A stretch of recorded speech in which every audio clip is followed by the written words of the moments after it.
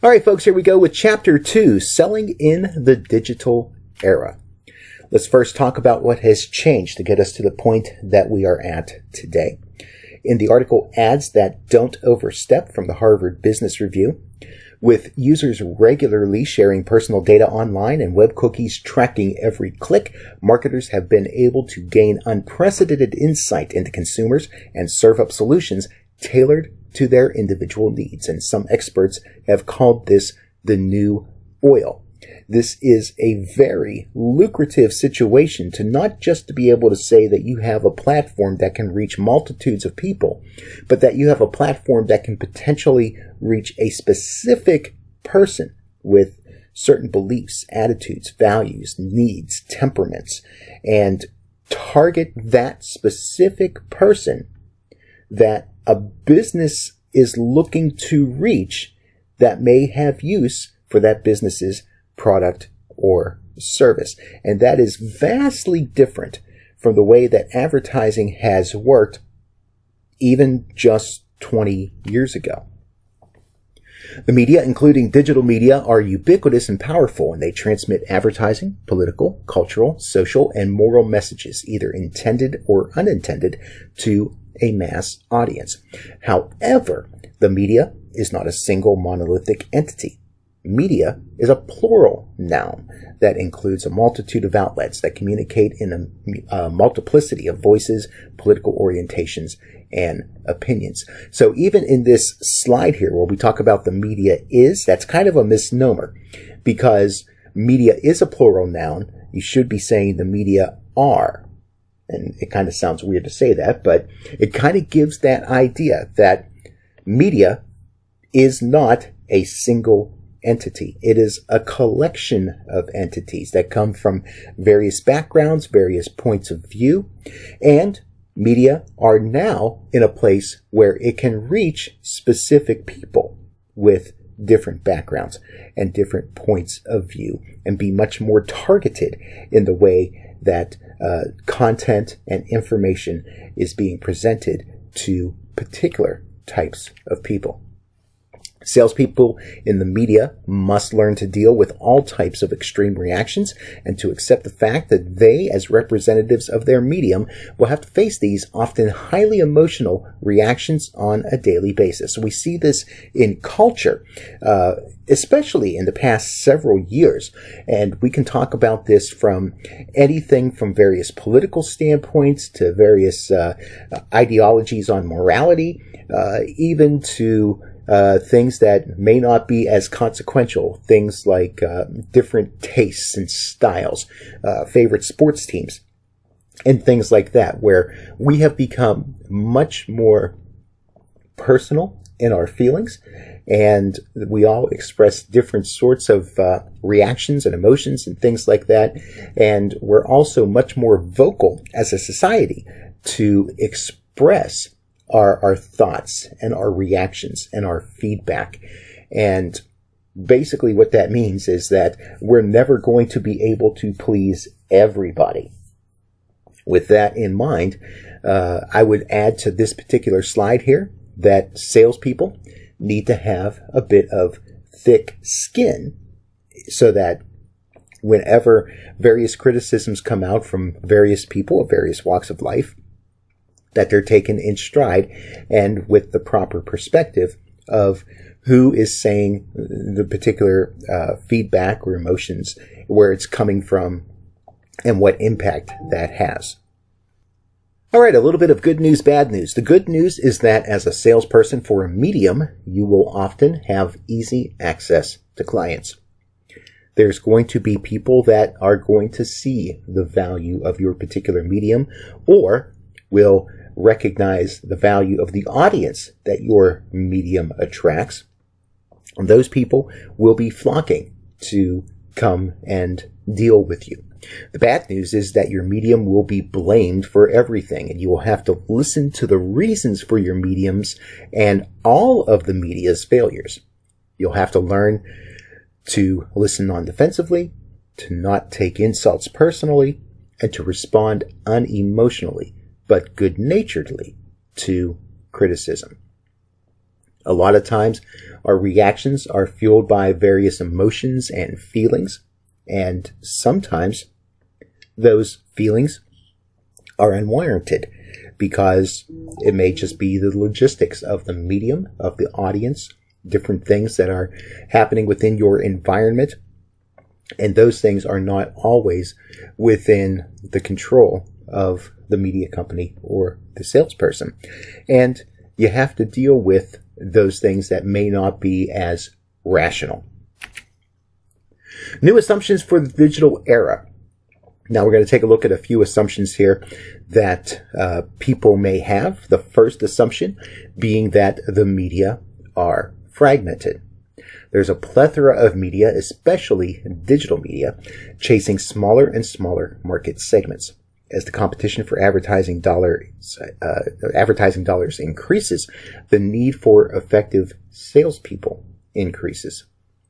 Now, this is something that we are seeing more and more and more because there are so many different avenues for information and entertainment just within the online space, let alone the differences between traditional media and new media. We're seeing that there is so much more availability to so many more niche audiences. Now, because of this, on one hand, there have never been so many opportunities for competent salespeople in the media because there's so many companies, there's so many positions that are open. But at the same time, selling is more difficult, complex, and competitive than ever before. So in order to succeed, you have to be better trained, better prepared, and better educated than was the case in the past. And we're going to talk throughout this course about the things that salespeople are going to need to know in light of the medium that they're working with and in light of their audiences and potential advertisers and the things that are going to be necessary to know. And on top of that, knowing the power and the limitations of the particular medium that you may be selling for. Assumption number 2, automation changes the sales process. Over 80% of all digital and inventory is sold on an automated basis, or what we call programmatically. Programmatic refers to the real-time bidding for an available online ad impression by a demand side, or rather an advertiser algorithm, the acceptance of a bid by a supply side algorithm, that being the media, and the serving of a digital ad. So what we're talking about here is kind of this rather matter-of-fact search engine of sorts, where you're almost really just dealing with artificial intelligence, helping buyers to decide what particular media is going to be most effective for them, especially in the digital world. But this is even happening in terms of media buying for traditional media. Media selling will become more about 3 different things. It'll be about educating marketers and media planners about the advantages and benefits of a medium or platform during the planning stage of advertising campaigns. So there's going to be a whole lot more in terms of helping potential buyers understand how the advertising works within the particular medium that they're talking about, especially when it comes to the digital platforms, where there's just a whole new world of thinking about audience and measurement and the way that the logistics of getting your ad out there into the masses is going to work. Secondly, coming up with innovative ideas regarding targeting, optimization, creative executions, promotions, endorsements, and events that appeal to a medium's specific audience. there's constantly new ways to think about the way that a message is executed, the wording of that, various types of ways to capture an audience's attention, what we call creating the interrupt, getting them to pay attention to what it is that you are trying to say and how you present that material. All these sorts of things. There's constantly new ways of trying to make your voice heard in these realms. And it's a continual battle, as you also have audiences that have been more and more deliberately trying to avoid receiving many of these messages. The third thing is to connect emotionally with everyone that a salesperson calls on. We talk about in communications how we want to reach our audience in a way that connects with the audience emotionally, but we need to do that with potential ad buyers as well, because we are dealing with humans after all, and they're the ones that make the decisions on buying. Therefore, it's not just education and rationality, but you also have to create that sense of helping them to feel good and feel positive about the idea of purchasing advertising with your particular medium. Assumption number 3, the explosion of complexity makes media selling difficult. And there's two main drivers of complexity in selling digital advertising. First off, the marketing and advertising ecosystem has become infinitely more complex. Secondly, the switch from broadcast print and the mail to internet distribution has dramatically increased the amount of data available to marketers, and thus has dramatically increased the ability of marketers to target individual consumers. With that, when you talk about traditional media, whether it's the mail service, print, broadcast, all those sorts of things, we are dealing in some way, shape, or form with a certain amount of unknowns. But they all boil down to reaching an estimated audience. And there's not a really good way in most of these scenarios to be able to verify whether a message actually is reaching a particular audience member and the reaction of the audience member to that particular message, assuming that they're paying attention to that message that is being presented. And we're definitely seeing more and more of an assuredness of that sort of interaction when it comes to the digital space. The explosion of specific data on individuals has replaced sizzle and magic and wild promises and broad demographics as the currency in the media.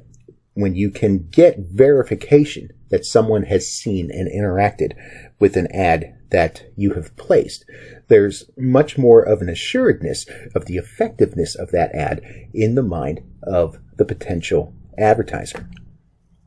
Assumption number 4, much of digital advertising is unpopular. Farhad Manjoo of the New York Times writes this: ads are the lifeblood of the internet, the source of funding for just about everything you read, watch, and hear online. But the online ad machine is also a vast, opaque, and dizzyingly complex contraption with underappreciated capacity for misuse. How many times have you seen or maybe even clicked on something that seemed like it was one thing, but actually wound up being something completely different? How many times have you been able to verify what something is, if it truly is what it claims to be? There's still a lot of ambiguity when it comes to being able to trust the things that we have online, even from what we would consider to be some of the more reputable sources, because hackers and mischievants are everywhere. So there's always that awareness and that skepticism that kind of comes along with what we do online. Consumers as well as media critics and reporters are attacking digital advertising, especially too much and too intrusive advertising. Again, we like to try to avoid being sold to as much as we possibly can. And there's so many tools that are out there to help us to try to avoid them as much as possible. And the more and more pervasive and invasive that advertising gets, it can actually wind up turning off consumers. So, there is such a thing as too much of a quote-unquote good thing. Media salespeople must make sure that they are selling responsible, truthful, and not overly intrusive advertising that appears in brand-safe content. So you want to make sure that there is a certain amount of ethical basis for the things that are being sold, that the way that the advertising is presented is one that is going to attract attention but not be overly annoying in order to make it effective. So those are things that you need to be careful of, even in this digital world where there's a lot of different advantages that advertisers see. But it's still that idea that even with all of that, the consumer still has the power. And to be able to appeal to the consumer and get them to respond to what you're doing, and to do so in a positive way that makes it effective both for the advertiser and for your media company. Let's take a break here, and we're going to continue on with part B. We'll see you over there.